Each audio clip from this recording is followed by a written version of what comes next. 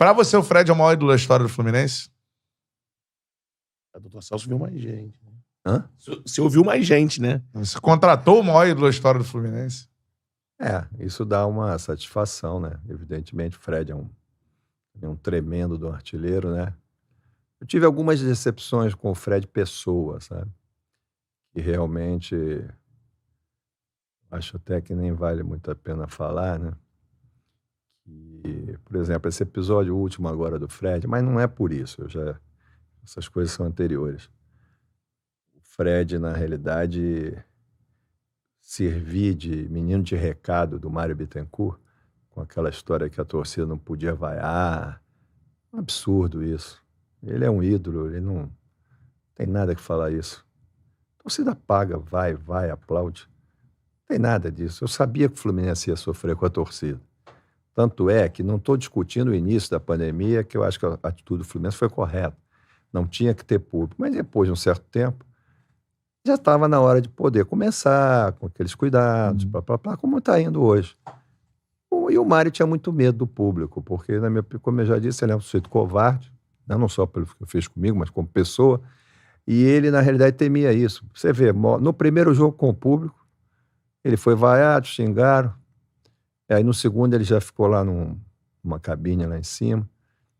Entendeu? Porque é isso mesmo, infelizmente, futebol é isso. Aquela história, você tem aplauso, você tem vaia. Porque não pode ter agressão física, essas coisas. Isso eu acho um absurdo. Não tem nada a ver isso. Mas o resto, a torcida se manifestar, não tem jeito, né? Então, eu acho que isso é dessa forma. Mas você tinha falado antes, você tinha dito... Se o Fred é o maior ídolo da história do Fluminense. Eu acho que o Fred foi por exemplo, o Fred ficou no Fluminense um tempo grande, né? E ele se tornou efetivamente um ídolo. Se você olhar, você vê, o Fred em 2009, pela contusão, ele não participou muito, eu acho, né? Me lembro. 2010, se a gente não traz o Washington e o Emerson, nós estamos ferrados, porque o Fred se machucou. E em 2012, não. Em 2012 ele teve uma temporada muito boa e foi fundamental, foi artilheiro, inclusive. Mas independente disso, ele é um belo do artilheiro. Então, algumas coisas. Por exemplo, Fred foi o único jogador que moveu uma ação ao término do contrato contra a Unimed. Quer dizer, nós trouxemos o Fred, repatriamos o Fred. Ele sabia que a gente ia sair. Como é que eu ia pagar a imagem de um jogador que eu não ia ter a imagem? Né? E ele foi o único. Conca saiu, o Jean, tudo foi feito acordo, eles saíram, e o Fred foi o único, né? E isso eu achei que foi uma atitude de ingratidão dele, né? E ele veio para o Fluminense num projeto do Mário se reeleger e dele ocupar cargo de direção no Fluminense. Recebeu lá um emprego como diretor de futebol. Não tem nada contra isso, não, os jogadores.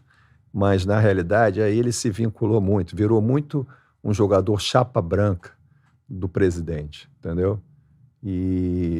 Mas, como artilheiro, como ídolo da torcida, por exemplo, Fred foi um dos poucos jogadores que me fez ir, as Laranjeiras que me pediram, era o Rodrigo Caetano e o Sandro Lima, que era o vice, para discutir um assunto que aconteceu, não vou dizer aqui, muito desagradável, numa concentração.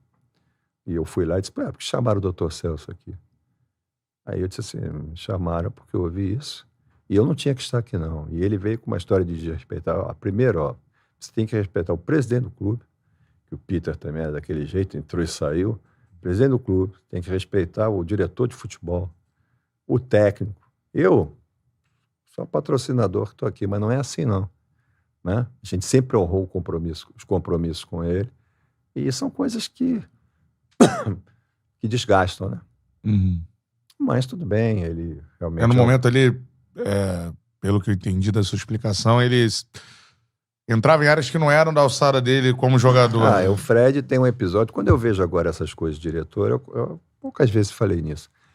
Quando a gente fez o tal do churrasco da 2009, sentei numa mesa, o Branco sabe disso que estava comigo.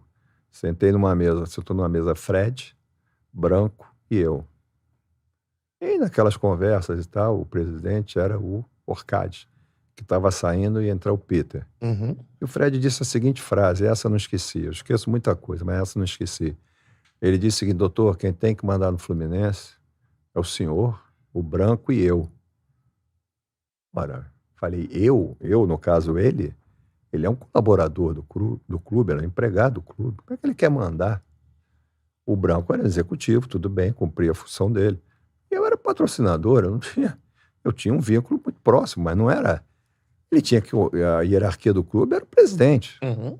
Era o Dr. Roberto Orcade, depois foi o Peter. Essa frase me chamou muita atenção, inclusive agora, quando ele veio.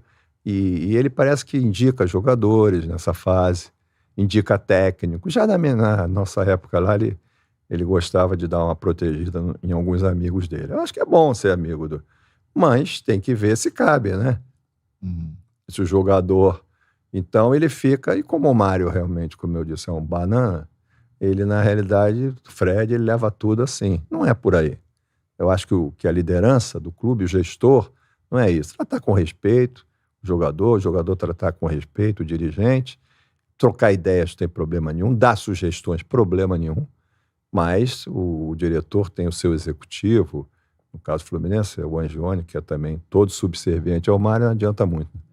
Mas ouvir, ponderar e não ser teleguiado dessa A forma. contratação do Ganso, né? Que é uma... A gestão do Abad, né? É, a gestão do Abad ainda. E como se o Fluminense tenta resolver esse problema hoje, como é que tá a situação? Porque, assim, é um contrato muito longo, o contrato do Ganso. 5 anos. 5 anos. Quando chegou, inclusive, com festa do torcedor, mas, assim, o Ganso já não jogava bem né, desde o início da carreira dele lá no Santos. Eu tive uma...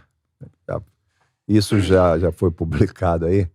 Eu tive uma visão muito ruim do Ganso, né, como pessoa, né? Porque o Ganso foi um dos que trabalhou para cair o Oswaldo, né? Tudo bem que o Oswaldo fez aquela besteira do dedo, tinha que cair, mas ele derrubou o Oswaldo. Tamanho de palhaço, não sei o quê. No vestiário, o Oswaldo o abraçou, tá tudo encerrado, que é futebol. O abraço dele, você sentiu que o corpo dele estava para trás. Quer dizer, ele não estava no abraço, né? Então trabalhou para tirar o treinador. Eu acho que o jogador não deve fazer isso, né, a princípio. A gente sabe o que acontece, mas não deve fazer isso. Ele tinha muita saudade do Fernando Diniz, que o apoiou lá atrás e tal. Fazer um contrato de 5 anos no Ganso foi, na minha opinião, um absurdo da gestão do Abad. E eu acho que o Ganso, em 3 anos, o Ganso não produziu, na minha opinião, praticamente nada no Fluminense. Porque você deu um chapéu ou um balão no jogador... Deu um passe bom. Mas de melhores momentos. E são poucos. Muito poucos. Então, na realidade, o Ganso não produziu nada. São 3 anos, na minha opinião, de uma inutilidade do Fluminense. Infelizmente, teve uma contusão agora e tal. Tá lá para se recuperar, mas foi. Essa é a verdade. E ele também, uma vez eu vi uma entrevista do Dorival Júnior dizendo que o Neymar, lá no início, não criava problema não. Quem criava maior dificuldade para lidar era o Ganso. Não era o Neymar. E eu tenho hoje claro isso. Era um jogador que você falava na preleção. Preleção não, quando às vezes tinha alguma conversa, que eu cansei de fazer isso no tempo do Fluminense. Como patrocinador, o Ganso era um jogador que não olhava para você. Ele ficava de cabeça baixa e não olhava. Foi um dos que trabalhou também pela minha queda, junto com o Danielzinho e Gilberto. Dizem que o Digão no grupo. E na realidade, o Mário, como é frouxo, aceitou também junto com uma série de fatores que interessavam a ele pessoalmente. Quer dizer, eu acho que dirigente, eu fiquei 15 anos, hoje eu encontrei o Pedrinho, que foi um craque, mas que teve aquelas lesões dele. Sim. Hoje ele estava brincando, ele na academia. Tá forte. Tá fortão, tá danado, tá dizendo, Celso, mas naquele tempo, se eu fosse forte assim, porque ele é um jogador leve, eu não conseguiria fazer o que eu faço, porque ele tá com os braços, perna.